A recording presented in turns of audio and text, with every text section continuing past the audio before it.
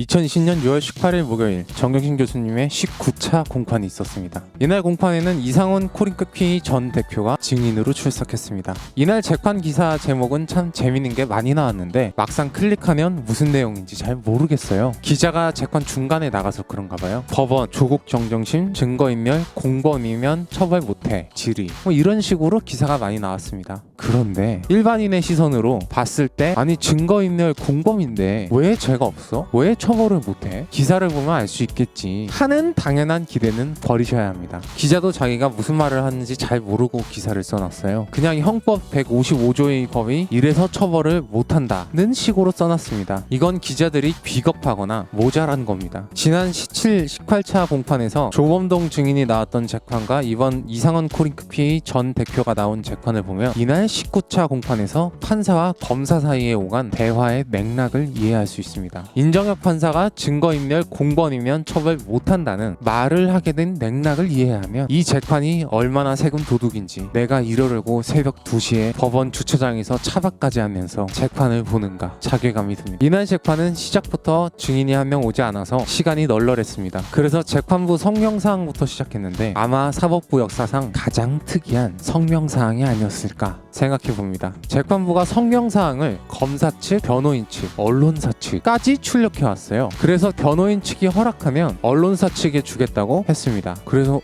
뭐야 하고 잠시 혼동이 있었습니다. 이런 내용은 기사에 또 절대 나오지 않습니다. 보통 공보시를 통해서 배포하는데 재판장에서 성명사항을 직접 주겠다고 하는 건 왜 그러려고 했을까 하는 의문이 듭니다. 이건 제 나름의 생각이 있는데 영상 마지막에 얘기할게요. 일단 변호인 측이 원치 않아서 기자들 손에 성명서가 주어지는 장관을 보지는 못했습니다. 재밌었을 텐데. 대신 실물 화상기에 크게 띄어서 기자들 잘 보라고 성명사항을 친절히 설명하셨습니다. 여러 가지 이야기가 있었는데 이 정 교수님 사건은 사모펀드 건과 허위 인턴십 확인서 건이 조국 전 장관과 최강욱 의원에게 흩뿌려져 있습니다. 공범으로 묶어서 같이 기소하는 게 아니라 일단 각자 이걸로 수사를 시작해서 다른 건으로 기소하는 별건 수사라고 쓰고 법기술자의 괴롭히기라고 읽는 바로 그 기술입니다. 사소한 걸로 수사를 시작해서 영혼까지 탈탈 턴 다음에 다른 걸로 기소하는 거예요. 이 별건 수사의 부작용을 인정혁 판사가 이날 재판에서 설명했는데 이걸 알고도 모른 척 하는 건지 아니면 모르고도 아는 척 하는 건지 기사에는 별 말이 없습니다. 별건 수사를 하다 보니까 처음 수사를 시작했던 사소한 사건은 공소장에 대충 써버렸다는 겁니다. 원래 중요하지 않았던 거니까 대충 쓴 겁니다.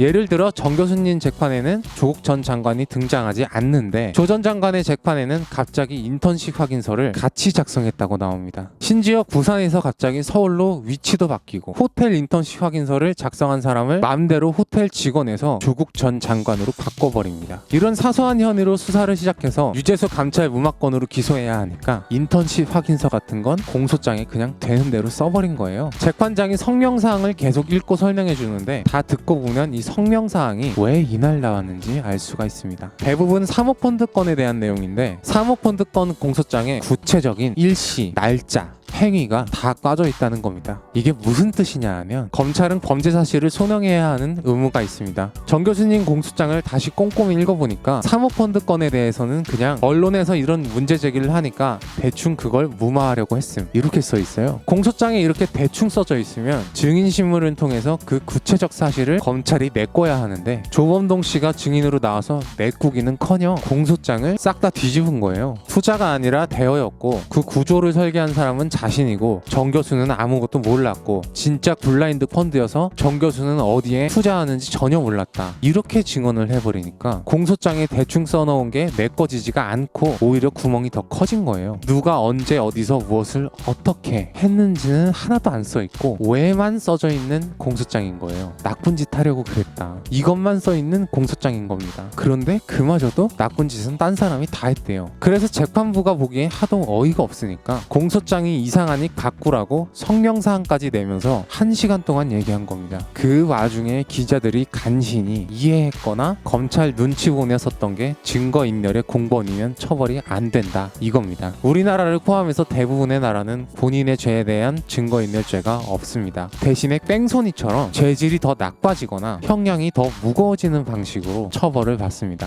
그래서 증거인멸죄는 없고 타인의 증거인멸 교사죄만 있는 거예요. 그런데 정 교수님 공소장 공소장에는 증거인멸에 대한 내용이 3장 연속 나오다가 갑자기 증거인멸 교사죄가 있다며 급발진을 합니다. 공소장이 의식의 흐름대로 써 있습니다. 쓰다 보니까 이거 죄가 안 되네 하고 증거인멸 교사죄로 급하게 방향을 틀었더니 증거를 인멸한 사람도 없고 방법도 없고 날짜도 없고 아무것도 없는 거예요. 이게 실제로 이날 재판에서 재판장이 지적한 사항의 정확한 해설입니다. 그리고 점심시간이 끝나고 재판장이 한 가지 더 지적했는데 청문회 전국대 코링크 퀴 2분기 운영 현황 보고서를 제출했는데 이걸 위조 교사했다는 혐의에 대해서 도대체 정 교수님이 어디에 어떻게 개입했다는 건지 공소장에 안 나와 있다고 지적하자 검사가 그건 명확하게 입증이 안 된 거는 맞다고 답했습니다. 공소장에 잘 모르겠다고 적을 수는 없으니까 그냥 안 쓴 거예요. 비전문가인 저희 국장님이 봐도 어이가 없는 이 공소장을 판사가 보면 얼마나 열이 받겠어요. 그러니까 재판부 성명사항을 재판장에서 바로 언론에 배포하겠다는 정도로 이 답답함을 표현한 것이 아닌가 하는 느낌이 들었습니다. 뭘 좀 알고 기사를 썼으면 하는 판사의 마음이 아닐까. 어차피 공소장 기자들 손에 있는 거 다 아는데 기사 좀 제대로 써라. 비겁하게 알고도 모른 척은 하지 말라. 판사의 소리 없는 아우성 같았습니다. 고양이 뉴스 원지은이었습니다. 안녕!